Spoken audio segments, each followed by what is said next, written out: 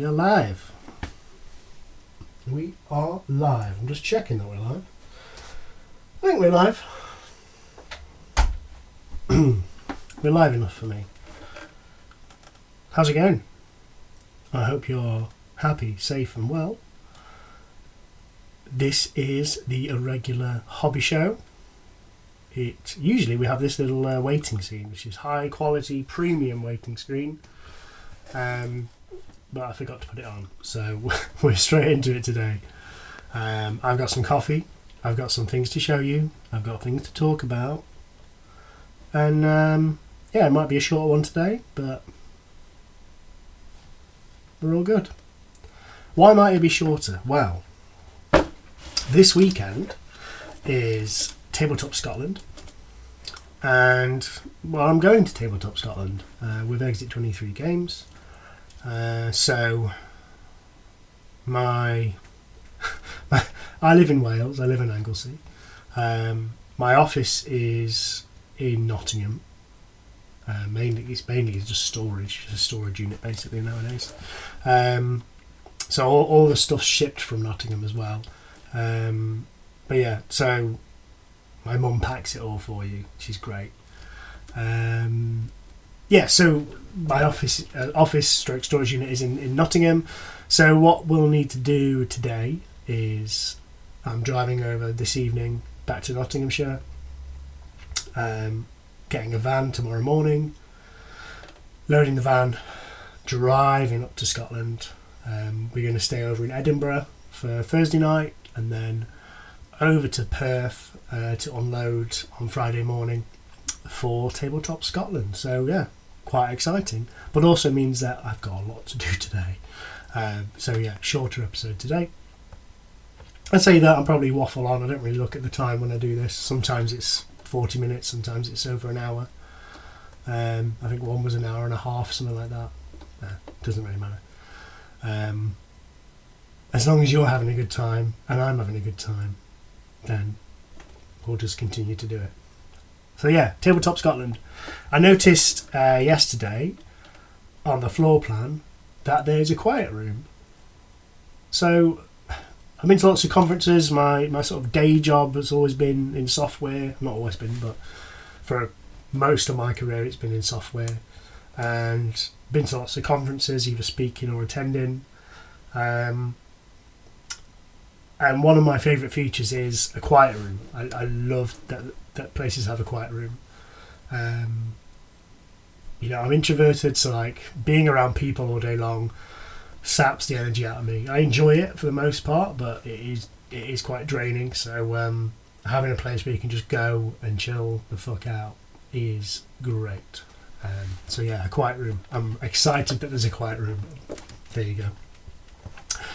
I talked a little bit about Tabletop Scotland. I think I talked quite a lot about Tabletop Scotland last week and the week before. But yeah, it's nearly upon us and I'm excited. I wish I had more time to do more games and stuff there, but I don't think I'm going to get much chance to. But c'est la vie.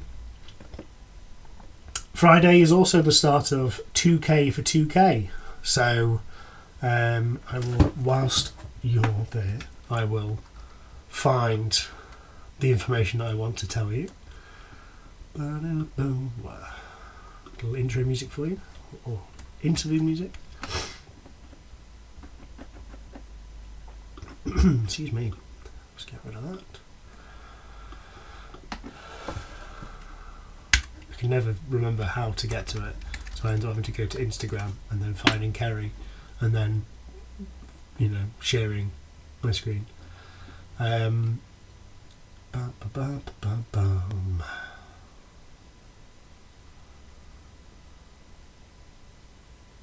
will find it.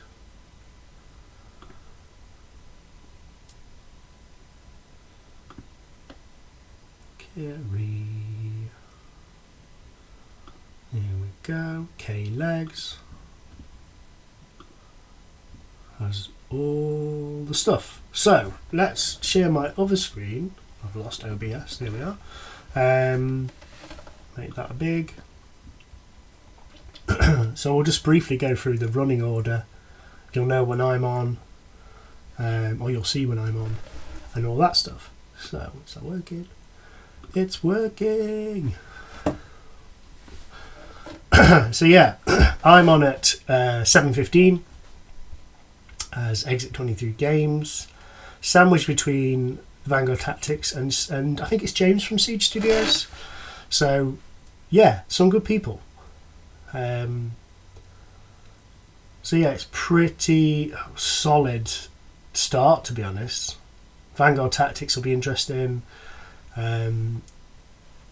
Put up with whatever I do. It's only half an hour. Go and have your dinner or something. Then obviously James will talk about Siege Studios. Duncan Rhodes is coming on. That'll be exciting. Tabletop Tactics. They put out some good content. Supergirl Steph. I heard Supergirl Steph talk at Salute, who are speaking after her. So that's cool. Who else do we have? Quipster Nerd, Sam Lenz. Both are... I've spoken a little bit to Quipster Nerd. Nice guy. He's a really talented painter as well. Sam Lenz, obviously incredible painter. I don't think I've heard of many others on there. I've heard of Let's Make It Orky, she's cool. Arbiter Ian. Pete the Wargamer, Lady Kane, sorry, not Lady Khan. Mini Wargamer Dave. So yeah, there's and Peachy and Savage Orc Guy. So yeah, everyone who I've mentioned, I know are cool. I'm sure everyone else on there is cool. I think Kerry and the crew, John, Ginger of Chaos, and Dasmall. Yeah, they're good people, and I think they attract good people to them as well. So I think you're in for fun. It's a hell of a long time to be streaming, so bless them. I hope it goes well. I hope it's not an absolute slog towards the end. But I think, yeah, Peachy and Louise are going to really bring the energy at 4:30. So, and I'm sure Mini Wargamer Dave as well will be.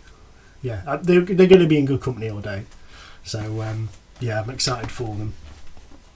Like I say, I'm going to be at Tabletop Scotland for the entire day. I might have it on in the background, just streaming away on the iPad, just so I can check in and see how things are going or whatever. But, yeah, it's going to be cool.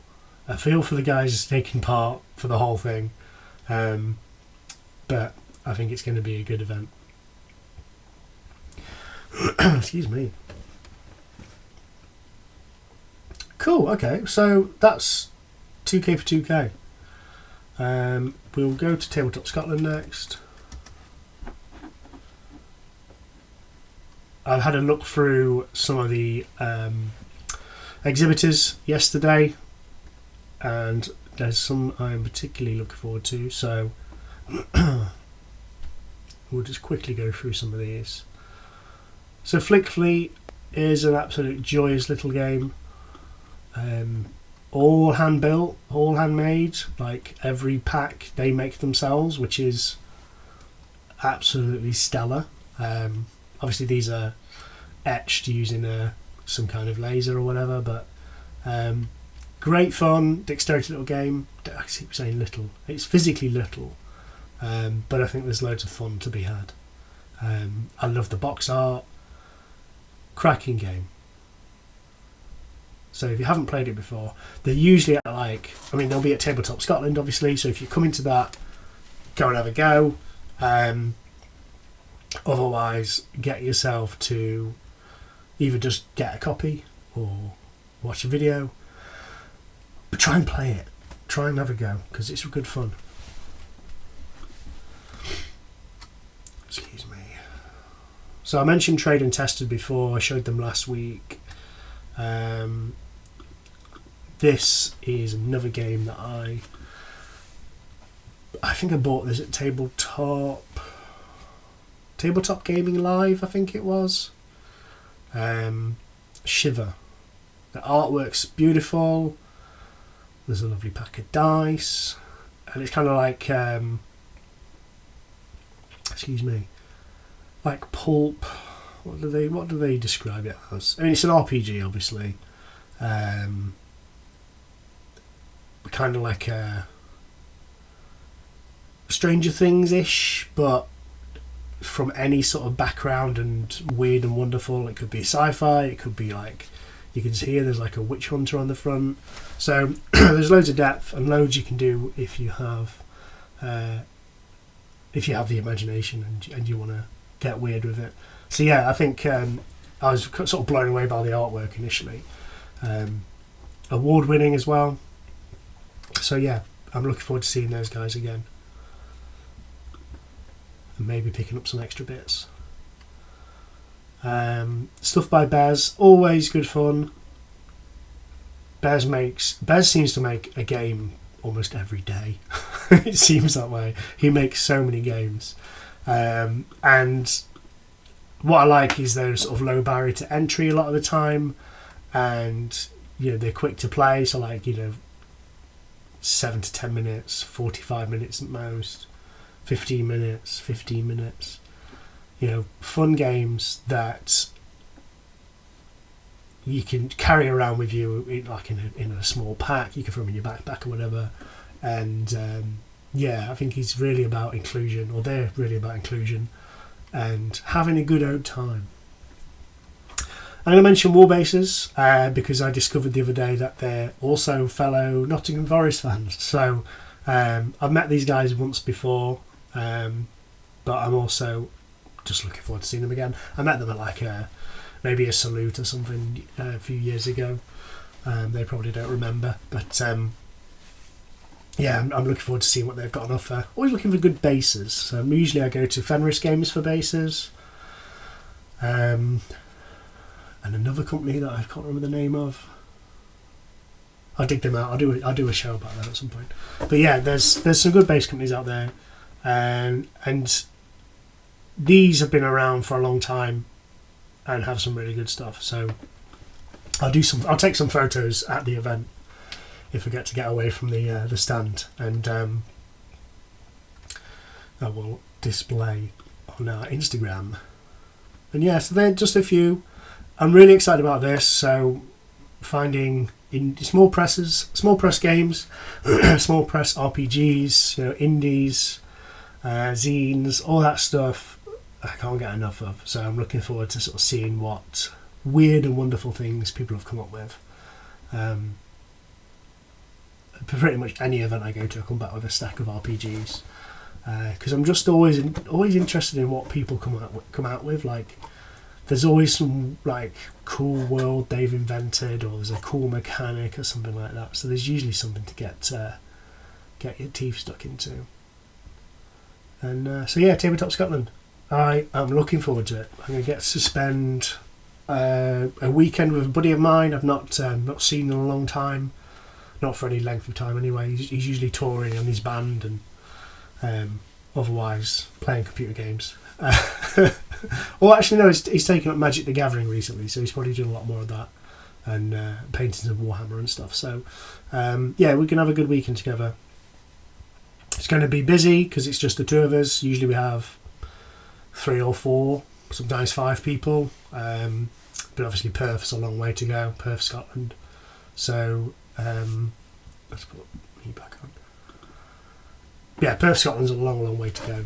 So getting people to volunteer their time is difficult. as much fun as it is, and it being a bank holiday weekend as well. A lot of people have plans like festivals and stuff they're going to, whatever. So, excuse me.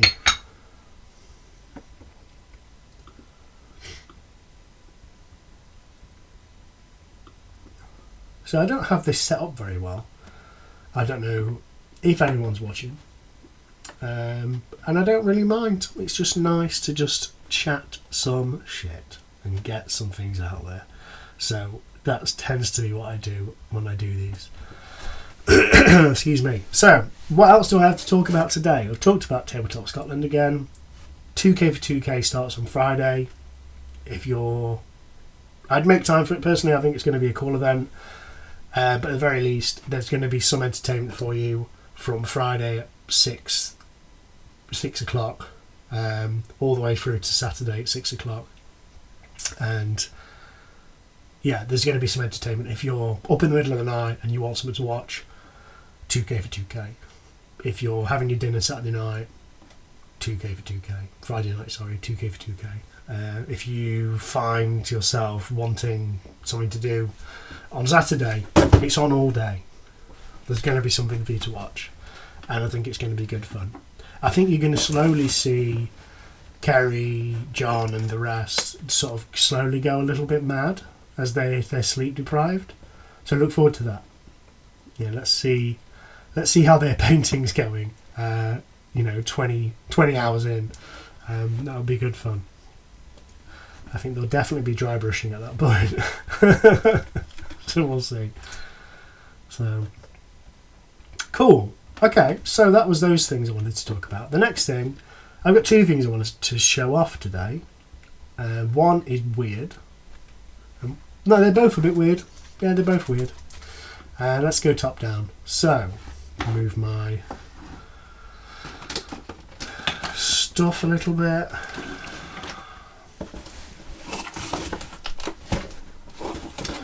I'll show this off first. This is called a Mute Me. So I spend a lot of time on Zoom and Teams and other video call stuff. I don't have it set up for this laptop, but my other laptop, basically, if the mic is live, it's red, and if the mic is off, then it's green. So I know if I'm muted or not. So I love having that, and I can just tap it to turn it on or off. It's great. So let's get rid of these somehow. I'm showing that off, and I realise that it's not even the right thing, the right camera. So I was showing this off. This is Mute Me. If you on video calls a lot, it's cool. It glows whatever colour you want, and is a button. So I tend to have it because I did recording and sound engineering back in the day. I have it so it's red when you're recording or when the mic's hot, when the mic's on, and it's green when the mic's muted. So I have that on my desk, glowing away, and I can mute myself and unmute myself really easily, but also see that I'm muted. Another great feature is you can leave your mic visibly to other people. They can see that it's unmuted, but you can actually have it still muted. So it can be really handy for that.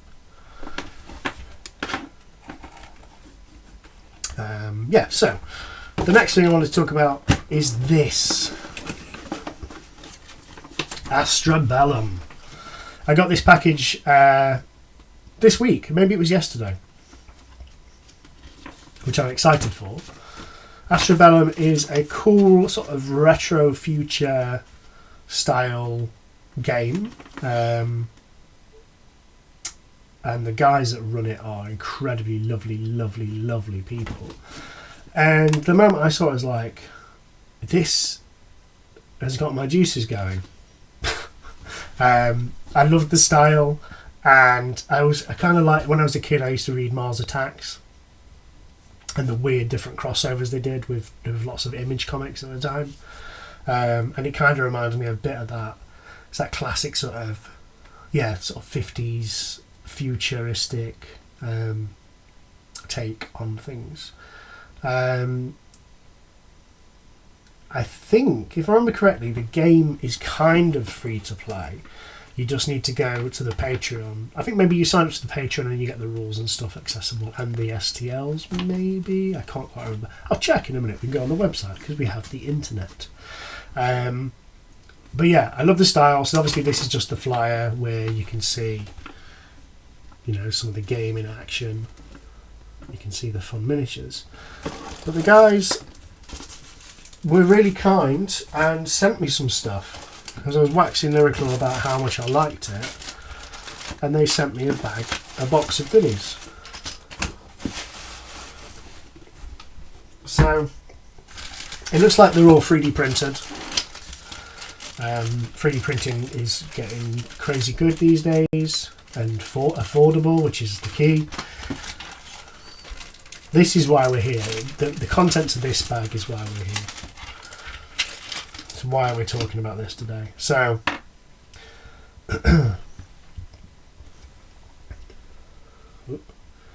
good little floating motorbike thing, which kind of gave me some Akira vibes. But what I really like about it is there's a little sidecar. Little sidecar comes with it, and then there's a base that clips on, so it looks like it's floating. You can't see that very well, but it's really disorientating trying to hold these together. And then you've got the little exhaust at the back, and then the sort of jet at the front. So I'm going to glue that together later. This is what I might paint on stream actually. I think it's a really cute mini. Yeah, little motorbike and sidecar, or hover bike and sidecar, jet bike and sidecar. But yeah, really, really cool. So hopefully you can see that. It's really disorientating trying to hold these things. So that's the front, they're the sides, little sidecar. It's fallen to pieces because I've not glued it. So that's the hover bike thing. It's what I was really intrigued by. It's the thing that really made me go, ooh, that's cool. And then you've got some really cool sort of classic-ish. I say classic. I mean, these are original enough, but they give me vibes of like, I don't know, Lost in Space, the original Lost in Space series. So you got like a Scorpion-esque looking bug, and I love that there's enough detail that you're not blind as to what you're painting, but at the same time it's not crazy detailed where it's just endlessly trying to paint tiny bits and bobs. So excuse me, so put that back in there. I don't know. Again, I don't know much about the game yet, so I don't know how important base sizes are and stuff. So I'm going to keep the bases in the bags, so that. Oh, this is cool. So it's some kind of artillery gun that you can see very well. Can I pull this down? I can, but will it stay there? No, it probably won't, but here we go. So yeah, little artillery guy. So we've got a guy loading. We've got a guy, he's like there's probably a military name for it, the person who's like the targeter maybe. He's got his little goggles. And then you have someone with the actual gun.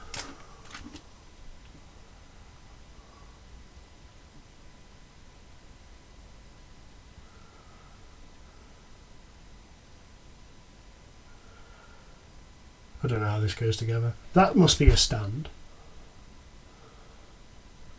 Ah, there we go. Okay, I just had this upside down. So yeah, it's got a little laser gun thing, and this person must, they hold that side, I guess. Do they? No, they do this. Okay, right, okay. So yeah, I'll probably look at the images on the website and figure out how to put this together. It seems simple enough, it's just what orientation are they supposed to be at. But again, really cool, characterful minis, and I'm looking forward to getting these painted. I'm going to sign up to the Patreon. I can't remember if I have already. But I remember being really intrigued by the system in place for playing. It uses cards, and that's always interesting. Whenever you don't have to use dice, it's kind of what's going on here then? So I mean, there are dice involved still, but there's a card mechanism that I remember being really cool. So In fact, let's just have a quick leg. In fact, no, before we do that, we'll go back to that in a second. I want to talk about this.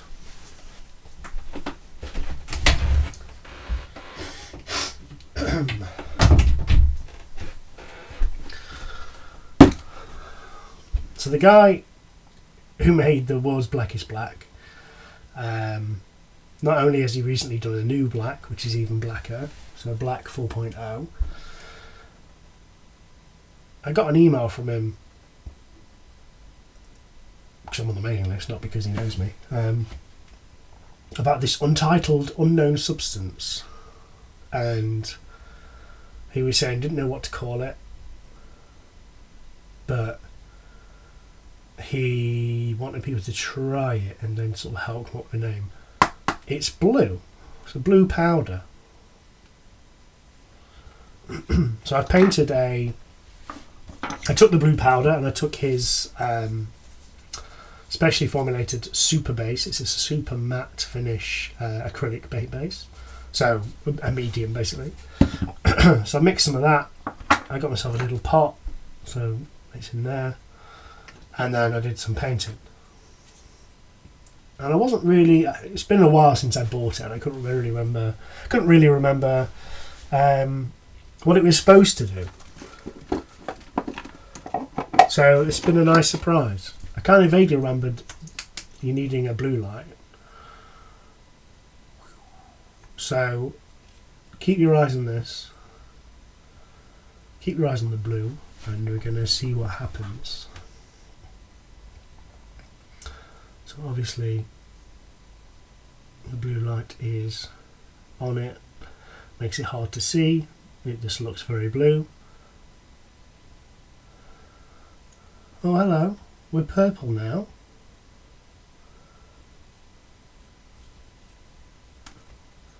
You can see there some of it's not turned because it hasn't had the light on it.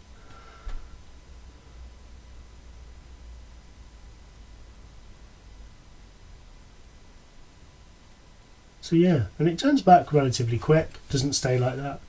And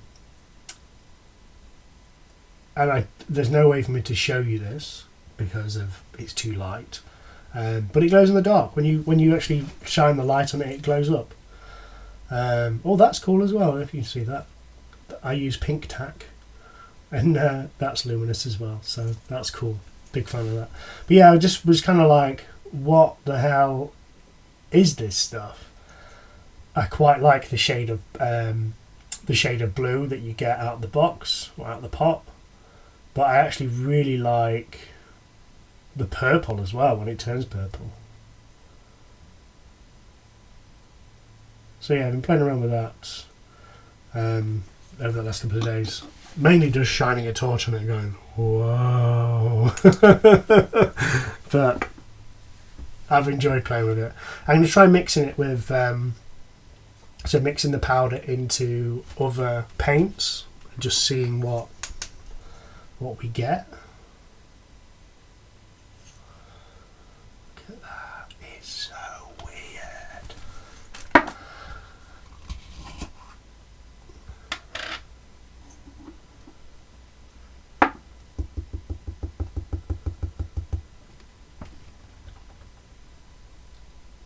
This could go horribly wrong because it's just a powder. It's just pure pigment at this stage.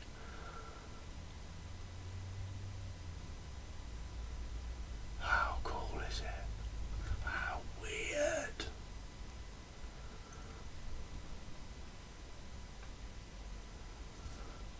So yeah, that's that. So one thing I really like about Stuart Semple is he tries to make things accessible. So he's had a few projects recently. So Black 1.0 and beyond were created because a guy called, I think he's Anish Kapoor, something like that, an artist basically made the blackest black and wouldn't let anyone else use it.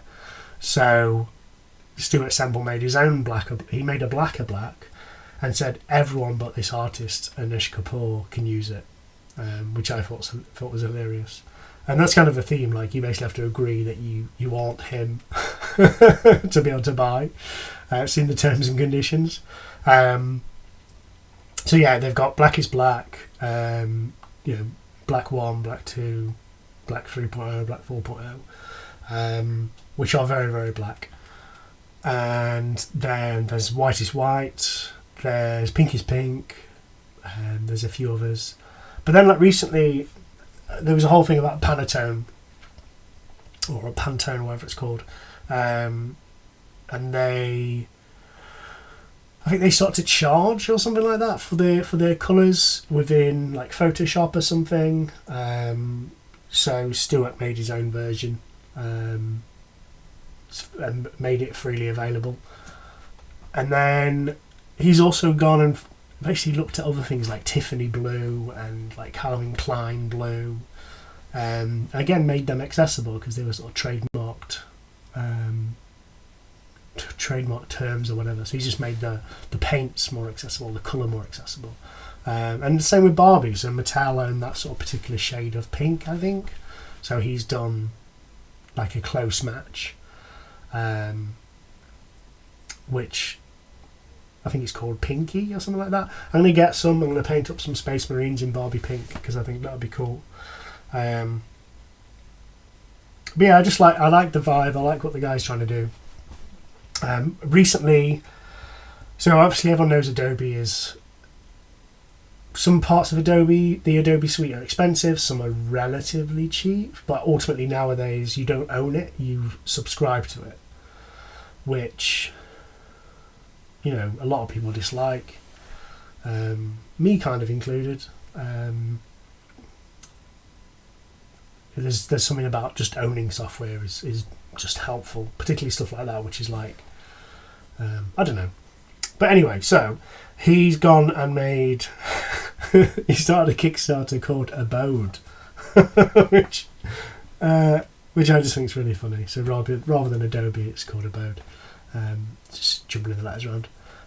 With the view to make, you buy it and it's sort of free from then on. Like, any updates you get are for free. I think that's the plan anyway. So, but yeah, it's kind of like wrestling back. Yeah, don't get me wrong. Like Photoshop and stuff are great products. I can't really use them very well, but I know people make a living from them, and that's the. But I don't know. I like it when people try and make things more accessible for others. I think it's just a nice thing to do, and it's kind of what we're about. Like Turbo Dork weren't really available anywhere else other than the US, and I like the colours. So I was like, well, let's change that. Let's make them available. So that's what I did. Same with Relic Blade. I just fell in love with the game, and I thought more people should be able to play this without like it costing the earth. And I think that's definitely sort of Sean's vibe as well, which is why this sort of partnership works really well. So yeah, sharing's caring. And that's another thing I want to do more to sort of help people with their painting. Like, I'm not a great painter, but there are things that can make painting more accessible to others. Like how-to guides and stuff that are very specific. So I'm working with someone at the moment about making some videos and maybe some PDFs on particular elements of the hobby that are, they might be covered in a video, but it's like a split second mention of this particular thing. And if you go for the archives of the internet, you can probably find the information, but it's not freely and easily available. So I want to try and change that with some things. And that said, if there's anything you can suggest that actually no, there should be more resources on this, drop me a message and we can see what we can do to make things a bit more accessible. What are we looking like for time? Because I meant it when I wanted this to be a bit shorter. We're about half an hour in. So we can do something a little bit new today. I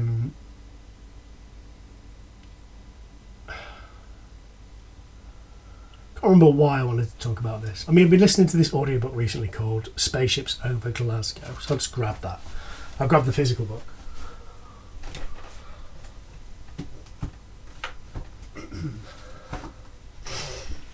So this is a segment called Thing of the Week, where every week I just show something off that I think is cool. So either it is something that has had a profound effect on my life, or something I think is just cool and people should know about. Just Thing of the Week. So there's two things this week, but they're very closely related. So if I just go back to top down. In fact, no, we'll stay like this. Shall we? No, we'll go top down. Good TV this. So, top down view, we have a black sleeve, Spaceships Over Glasgow, Mogwai, Mayhem, and Misspent Youth. So Mogwai are one of my favourite bands of all time. I think it's the band that I've seen the most. Just not really because of any like desire to see them more than anyone else, but I've had more opportunities to see them and generally have taken the opportunity. Whereas my sort of favourite band is called the Wild Hearts, and they broke up for a long time and generally do break up every other album. So the opportunities to see them do find them limited. But Mogwai have been a mainstay for a long time. So yeah, I was really intrigued by this. I didn't know Stuart was going to release a book, but he did. And so I bought this a while ago when it came out. I got the audiobook. This came with, obviously it's a beautiful hardback version with a little sleevey thing. Throwing things around now. So you get the book, but you also get photographic evidence. I've not opened this before. I've literally just taken the cellophane off, so I've just been listening to the audiobook. So that's a little Stuart Braithwaite. There he is again. Let's flick through to... There's Braithwaite playing.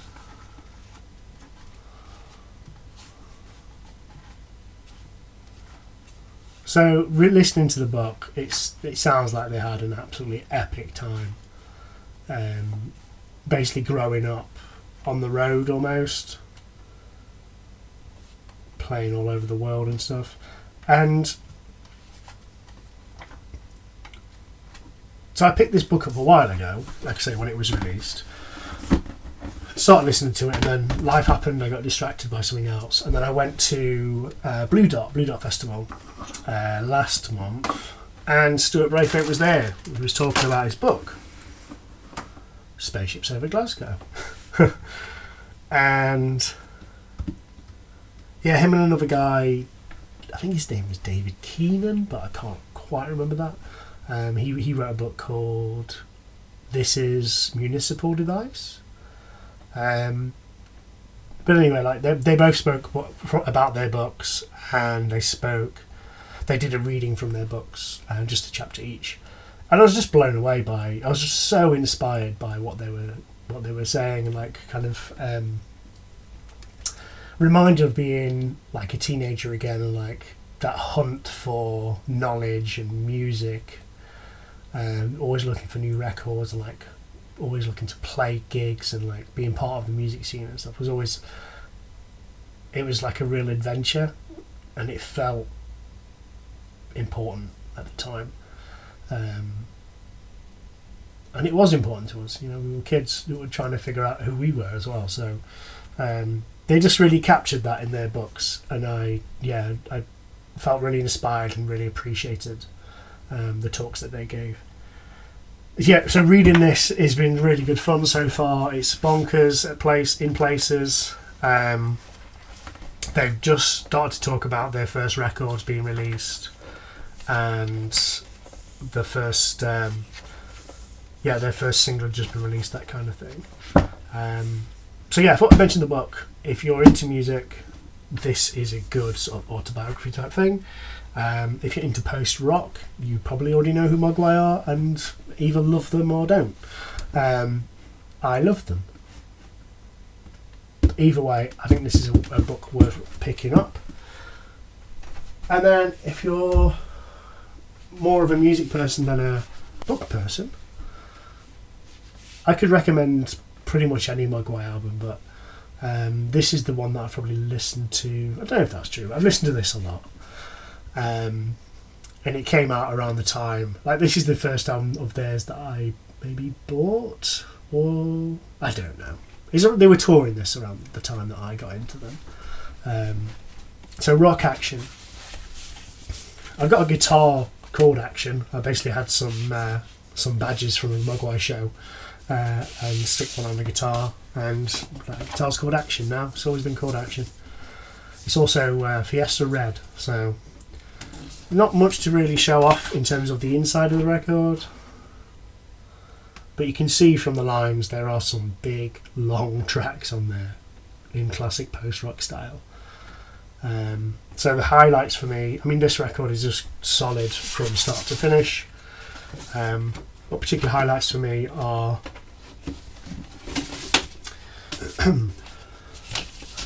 so Take Me Somewhere Nice, You Don't Know Jesus, and Two Rights Make One Wrong.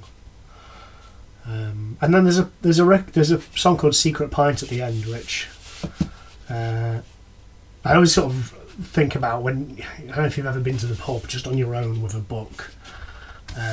You've not told anyone you're going, you've not gone to meet anyone there, you just want some chill time on your own. So you take a book and you buy a pint and you sit and you read and you drink your pint. That's a secret pint to me. So yeah, I like that title. I've always liked Mogwai song titles, and sort of when I was in a band we always had stupid sort of like a song title that had no connection to what the song was about. But yeah, so I think I named pretty much all the songs in the band I was in. I didn't necessarily write the lyrics, but I'd name the songs, and they were always I liked them. So yeah, that was these things of the week. So we have Rock Action by Mogwai.